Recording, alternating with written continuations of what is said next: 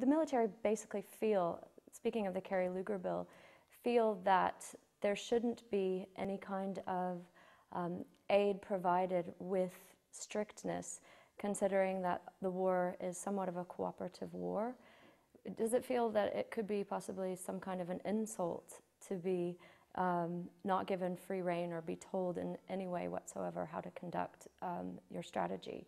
Well, the military has given the response in the press release that it issued, and it was also in the same breath it was said that the matter is left to the Parliament to decide, because that's a supreme body.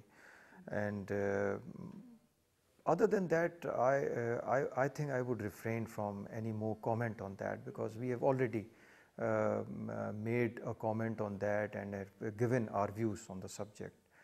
But anything which reflects trust deficit, you would say, it doesn't augur well for the relationship.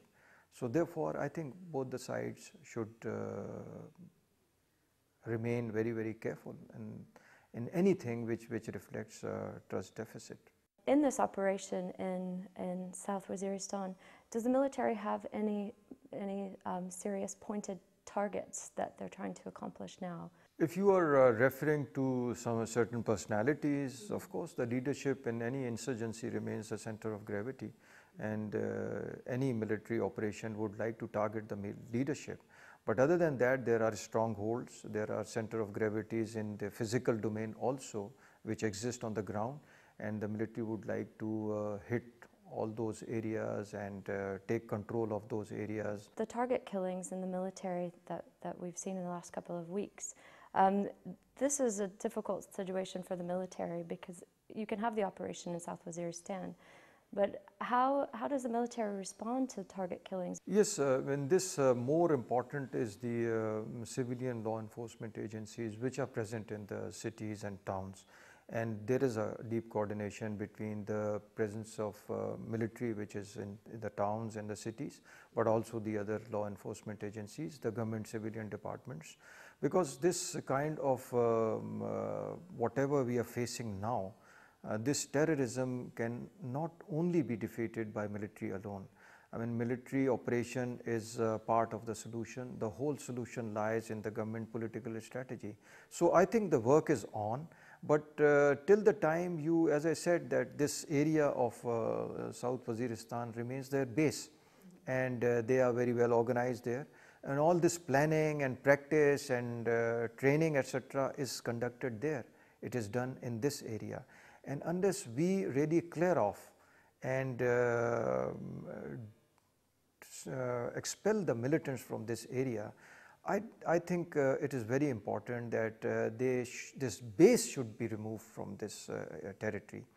Unless this is done, the linkage would remain with all those sleeping cells or their representatives in our cities and our population centers. So if this is done, I think these small groups, etc., we would be able to take care of them in future. How will the military fight the extremists? Because civil society in the tribal area, there's a history of that area never having been defeated by Genghis Khan. The British colonialists couldn't do anything about them. Now that these are your own people, in what ways will you win the people over against the terrorists? Because it's very easy for them to look and just say, oh, this is the fault of the government. So in what ways can you succeed winning civil society in the tribal region? It is very important to have a sustained public support throughout the conduct of operation. At the end of the operation, the success would be determined by the fact that on whose side the people of the area are, and whether you have complete public support during the operation or not. So that's very, very important. Public may come under stress. They may be facing a lot of problems during this conduct of the operation because of the vulnerabilities that the militants find in these civilian areas of our cities and towns.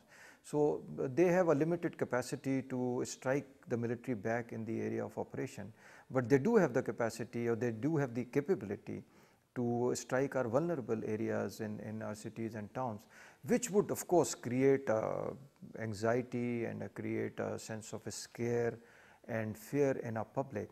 So therefore this is important, that the terrorists are isolated. And that's the job of the government, the political strategy of the government. The military operation remains a part of this whole strategy. But the strategy of the government should be working in a direction where they should ensure that the terrorist organization or these terrorists, they remain isolated.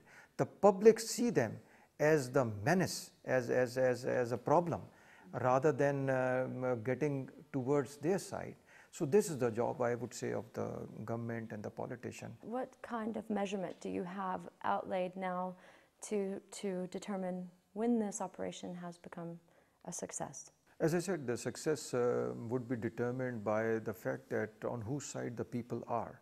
What is the acceptability of the successful military operation amongst the people in that area? That would determine how successful the operation is. Thank you very much for your time, Major General. Thank you.